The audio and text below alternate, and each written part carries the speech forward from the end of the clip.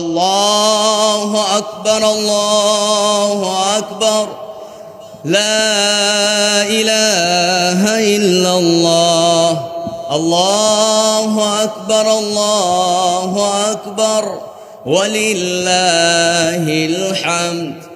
উপস্থিত হযরত উলামায়ে কেরাম, ফুদালায়ে আযম, প্রাণ প্রিয় সম্মানিত মুসল্লিবৃন্দ, আজকের এই বরকতময় দিনে আলোচনার সূচনায় আমার পক্ষ থেকে আবারও হৃদয় নিংড়ানো দিল খোলা সালাম, আসসালামু আলাইকুম ওয়া রাহমাতুল্লাহি ওয়া বারাকাতুহু। সবাই কেমন আছেন? পিছনের ভাইয়েরা ভালো আছেন? যে মহান রব আজকের এই বরকতময় দিনে সুস্থতার সাথে, যে মালিক আমাকে আপনাকে কোরআন এবং হাদিসের আলোকে কিছু কথা শোনার এবং আজকের এই দিনের পবিত্র ঈদুল আজহার সালাত আদায়ের উদ্দেশ্যে এই জান্নাতের বাগানে যে মালিক আমাকে আপনাকে কবুল করলেন, পা থেকে মাথা পর্যন্ত সমস্ত শক্তি একত্রিত করে সেই রবকে আমরা ধন্যবাদ জানাতে চাই। মুহাব্বাতান জোরালো কণ্ঠে বলে উঠছে আলহামদুলিল্লাহ। চিৎকার মেরে বলছে রব্বানা লাকাল হামদ হামদান কাসীরান তাইয়িবান মুবারাকান ফীহি। আমরা আকাশ বাতাস মুখরিত করে আজকের বরকতময় বাক্যগুলো আমরা একসাথে সমস্বরে আমরা উচ্চারণ করব। দিল প্রাণ উজাড় করে আল্লাহ কবুল করুক।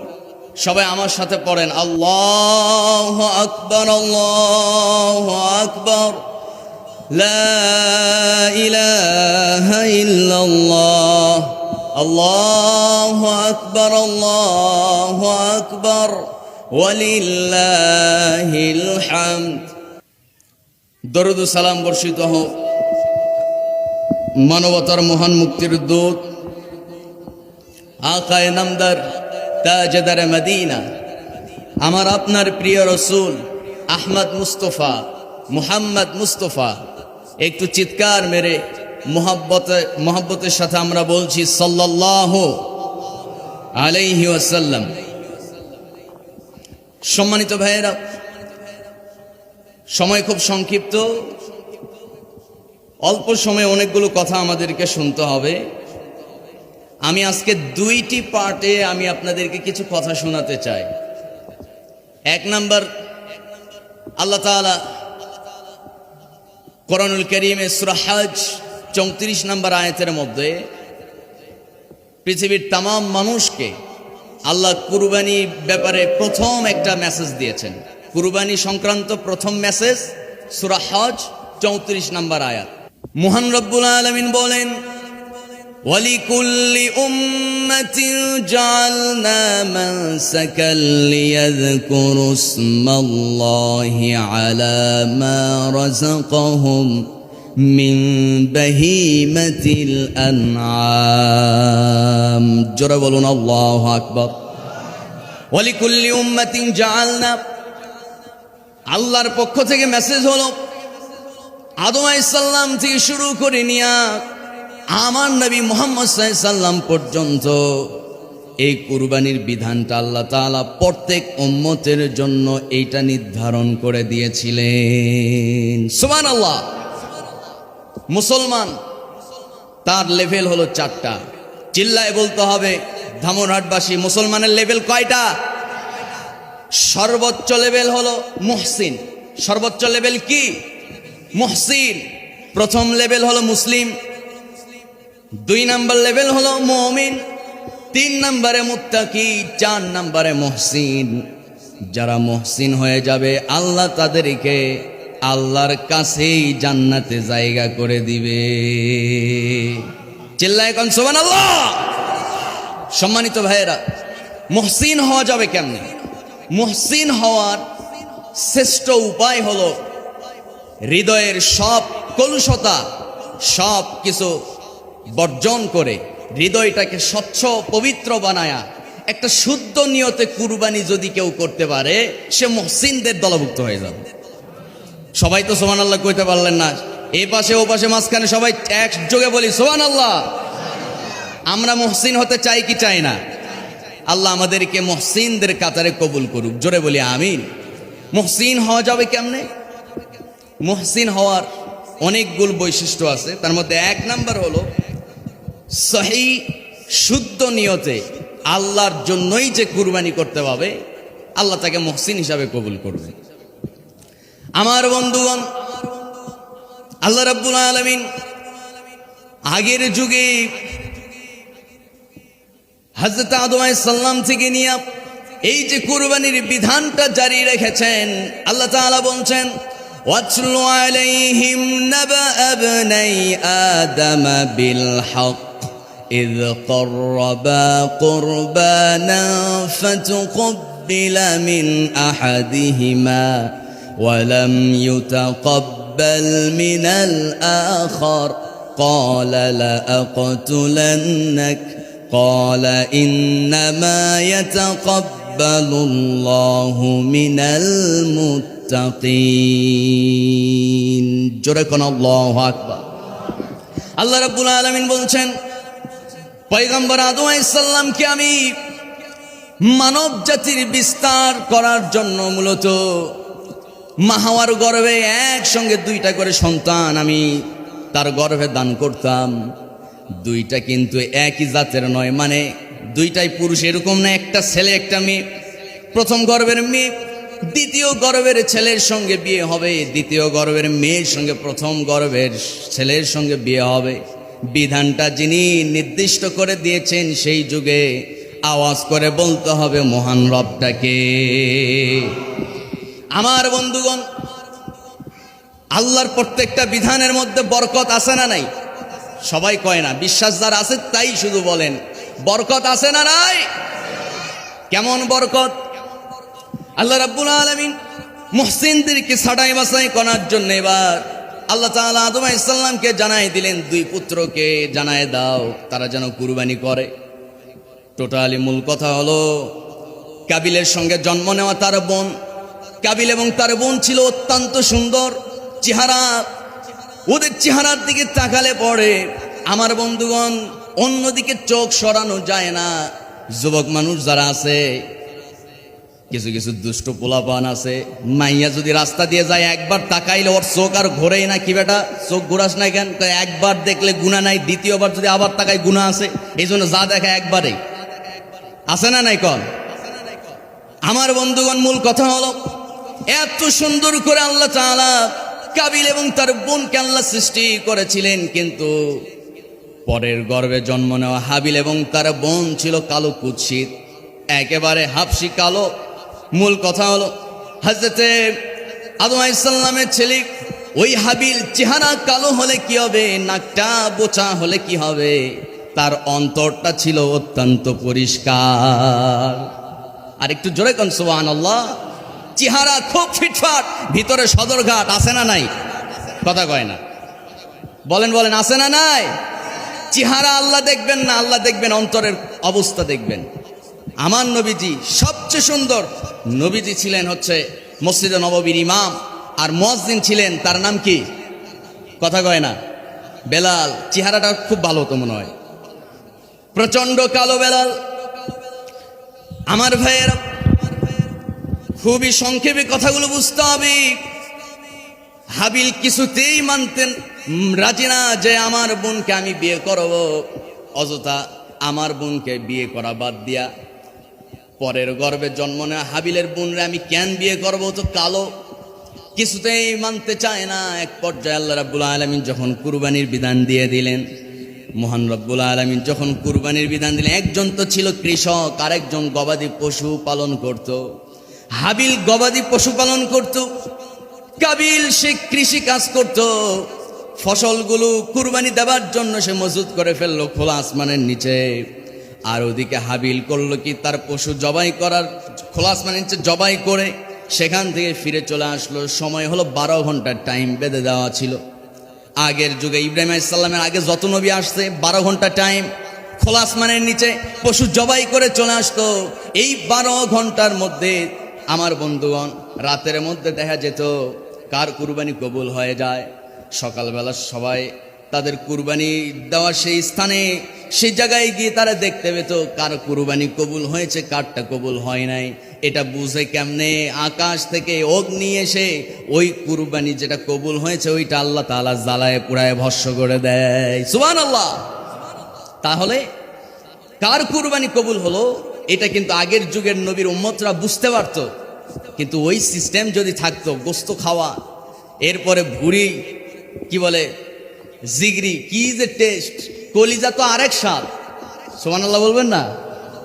প্রত্যেকটা মানে নেহারির মধ্যে এক স্বাদ, গোস্তের মধ্যে এক স্বাদ, চর্বির মধ্যে আরেক স্বাদ, জিগরির মধ্যে আরেক স্বাদ।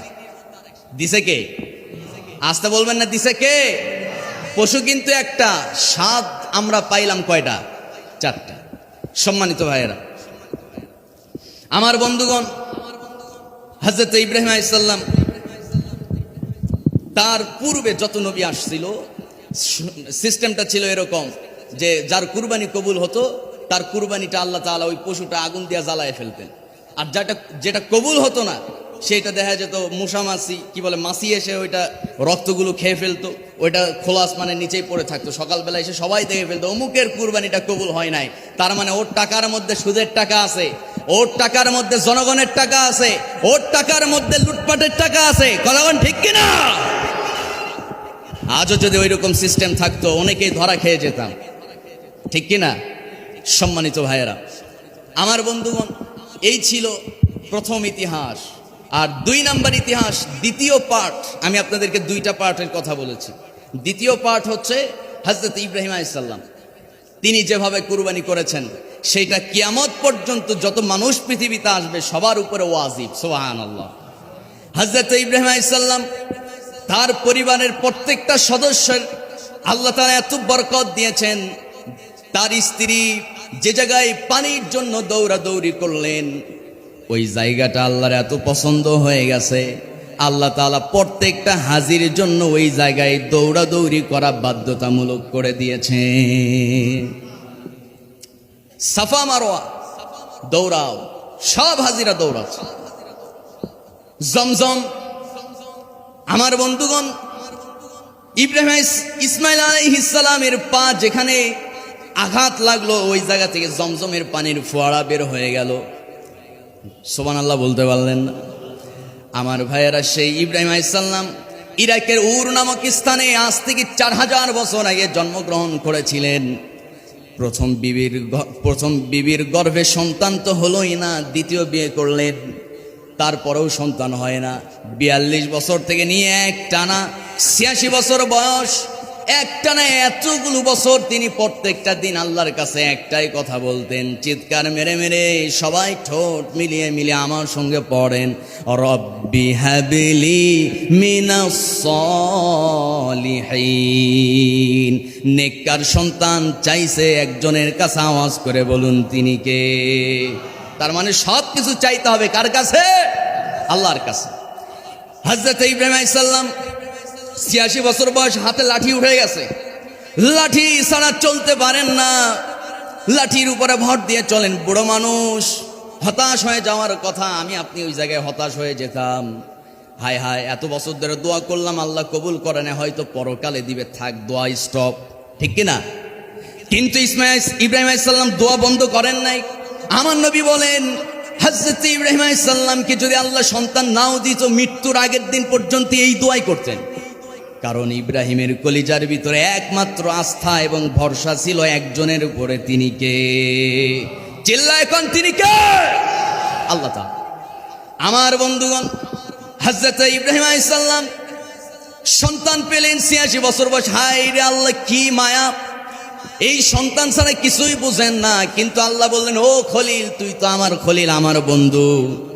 সন্তান পাওয়ার পর তোমার সঙ্গে আমার সম্পর্কের মধ্যে এই যে দূরত্ব সৃষ্টি হবে, এইটা যদি জানতাম ইব্রাহিম, আমি তোমারে সন্তান দিতামই না। সুবহানাল্লাহ। আল্লাহর সঙ্গে ইব্রাহিম আলাইহিস সালামের কি মোহাব্বত, যে ইব্রাহিম, আমি যদি জানতাম সন্তান পাওয়ার পর ওই সন্তানের নিয়ে তুমি এত মাতাল থাকবা, তাহলে আমি তোমার সন্তানই দিতাম না। কারণ আমি চাই আল্লাহর প্রতি তোমার যে ভালোবাসা, এই ভালোবাসায় ভাগ যেন কেউ বসাইতে না পারে। সুবহানাল্লাহ কইতে পারলেন? আল্লাহর সঙ্গে হযরত ইব্রাহিম আলাইহিস সালামের কি সম্পর্ক! এমনি এমনি খলিল হওয়া যায় না। হযরত ইব্রাহিম আলাইহিস সালাম ভয়ে থরথর করে কাঁপে।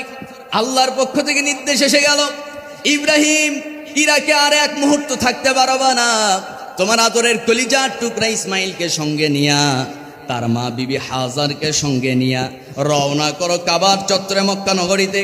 মক্কায় চলে গেলেন। কাবার চত্বরে হযরত ইব্রাহিম আলাইহিস সালাম ইসমাইল, ছেলে ইসমাইল এবং বিবি হাজারাকে রেখে সেখান থেকে আল্লাহর নির্দেশে রওনা করতেছেন। পেছন থেকে বিবি হাজরা ডেকে বলে, ও আমার স্বামী পয়গম্বর ইব্রাহিম, আপনি আমারে যে রেখে যাচ্ছেন, বলেন তো আপনি যে ইরাকের পথে হাঁটা ধরছেন, দয়া করে একটু বলা যাবে নাকি আপনি কি আমার উপরে রাগ করছেন নাকি কোনো কারণ না? আপনি কি প্রথম স্ত্রী, তার কথায় আপনি কি আমাকে এখানে রেখে যাচ্ছেন নাকি? না, মোটেও বিষয়টা এমনটাও না। ঠিক আছে, তাহলে আপনি কি আল্লাহর ইচ্ছায় নাকি নিজের ইচ্ছায় আমাকে রেখে যাচ্ছেন? হযরত ইব্রাহিম আলাইহিস সালাম কিছুই জবাব দিলেন না। লাস্ট বারে শুধু হাত উঁচু করে ইশারা দিয়ে বললেন, আল্লাহর নির্দেশেই তোমার স্বামী আল্লাহর খলিল ইব্রাহিম ইরাকের পথে হাঁটা দিয়েছে। আর একটু জোরে কোন সুবহানাল্লাহ। হযরত বিবি হাজরা লক্ষ্য করলেন, জনমানবহীন এলাকা, জনমানব শূন্য এলাকা, কোনো বসতি নাই, কোনো বাড়িঘর নাই। দৃষ্টি যতদূর যায় শুধু ধুধু মরুভূমি, পানির তো কোনো ব্যবস্থাও নাই, আকাশে পাখিও ওড়ে না, এমন একটা ধুধু মরুভূমি এলাকা। আমার বন্ধুমণি হযরত বিবি হাজরা আলাইহিস সালাতু ওয়াস সালাম শেষ পর্যন্ত তিনি শুধু এতটুকু বললেন, স্বামী গো, আপনি আমাকে যেহেতু আল্লাহর নির্দেশে আল্লাহর হুকুমে রেখে যাচ্ছেন, হয়তো এখানে জনমানব শূন্য এলাকা, পানির ব্যবস্থা নাই, খাবারের ব্যবস্থা নাই, যেহেতু আল্লাহর হুকুমে আপনি যাচ্ছেন, আল্লাহ আমারে না খাওয়ায় মারবে না। আর একটু জোরে বলি সুবহানাল্লাহ। এই ফিলিংসটা অন্তরে ঢুকাতে হবে। সম্মানিত বন্ধুগণ, আমার আপনার কুরবানি, এই গোস্ত, রক্ত, মাংস, চামড়া কিছুই আল্লাহ গ্রহণ করেন না। আল্লাহ শুধু গ্রহণ করেন বান্দার মনের অবস্থা। সুবহানাল্লাহ। আল্লাহ বলেন, লা ইয়ানালাল্লাহা লুহুমুহা ওয়ালা দিমাউহা ওয়ালাকিন ইয়ানালুহুত তাকওয়া মিনকুম কাযালিকা সাখখারাহা লাকুম লিতুকাব্বিরুল্লাহা আলা মা হাদাকুম ওয়া বাশশিরিল মুহসিনিন। জোরে বলুন আল্লাহু আকবার। আমার বন্ধুগণ, মহান রব্বুল আলামিন বলেন, বান্দারে তুমি যেটা কুরবানি করবা, ওই কুরবানির পশু রক্ত, মাংস, গোস্ত, চামড়া কোনো কিছুই আল্লাহ গ্রহণ করেন না। মহান রব্বুল আলামিন ওয়ালাকিন ইয়ানালুহুত তাকওয়া মিনকুম, আল্লাহ শুধু বান্দার মনের তাকওয়া, মনের নিয়তটা আল্লাহ তাআলা লক্ষ্য করেন, মনের নিয়তকেই আল্লাহ কবুল করে নেন। সুবহানাল্লাহ। বান্দার মনের অবস্থা যদি ঠিক থাকে, ওয়াবাশশিরিল মুহসিনিন, ওরাই মুহসিনদের দলভুক্ত হয়ে যাবে। সুবহানাল্লাহ।